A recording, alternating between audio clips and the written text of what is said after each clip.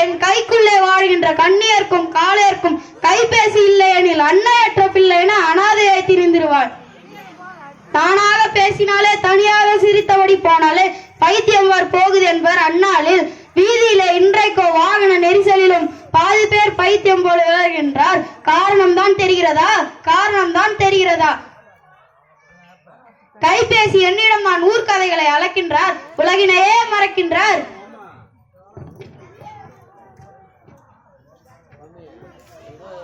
மன்னனுக்கும் புலவனுக்கும் மதிக்கான நட்பு அன்று அன்று கண்ணியர்க்கும் காளையர்க்கும் கைபேசி காதலின்று. பொத்தானை மறந்தாலும் போட்டிருக்கும் சட்டையிலே பொத்தானை மறந்தாலும் பெற்றோரை அத்தானை யாரைத்தான் மறந்தாலும் மனிதன் விவேக கைபேசி என்னை வித்தகனாய் மறப்பதில்லை. காதலனும் நோக்கியா காதலியும் நோக்கியா, காதலனும் நோக்கியா காதலியும் நோக்கியா, இதை பேதையான பெற்றோரும் பின்னொரு நாள் நோக்கியா. நோக்கமெல்லாம் நோக்கமெல்லாம் நோக்கியாவின் பக்கம்தான், இயக்கமெல்லாம் இயக்கமெல்லாம் என் வரிசை கைபேசிதான். சோற்றுக்கு வழி இல்லை உனக்கு சோனி எரிக்சன் எதற்கு? சோற்றுக்கு வழி இல்லை உனக்கு சோனி எரிக்சன் எதற்கு? ஏரோட்டும் பிழைப்பிற்கு உனக்கு எதிர்த்தாப்புல ஏர்செல் கிடையாதற்கு? ஏரோட்டும் பிழைப்பிற்கு உனக்கு எதிர்த்தாப்புல ஏர்செல் கிடையாதற்கு? என் காதலியே என்னையே புகழ்கின்றார் எருமை போல் வீழ்கின்றார், என்னையே புகழ்கின்றார் எருமை போல் வீழ்கின்றார். என் காதலியே உன் காதல் வார்த்தை பட்டால் கல்லும் இனிதாகும்.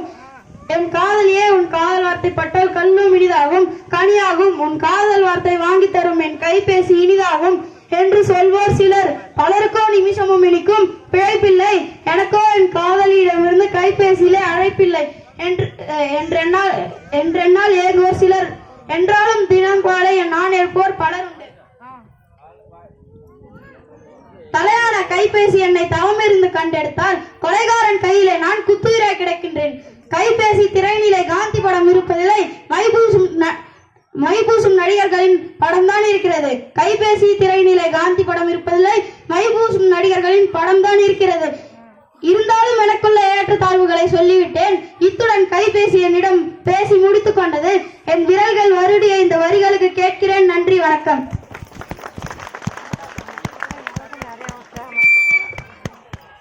கைபேசி பற்றிய கவிதை வழங்கிய நமது 7ஆம் வகுப்பு கணேஷ் அவர்களுக்கு நமது பள்ளியின் சார்பாக நன்றியை தெரிவித்துக் கொள்கின்றோம். அடுத்ததாக 3, 4, 5ஆம் வகுப்பு மாணவர்களுடைய பப்பர பப்பா நடனம்.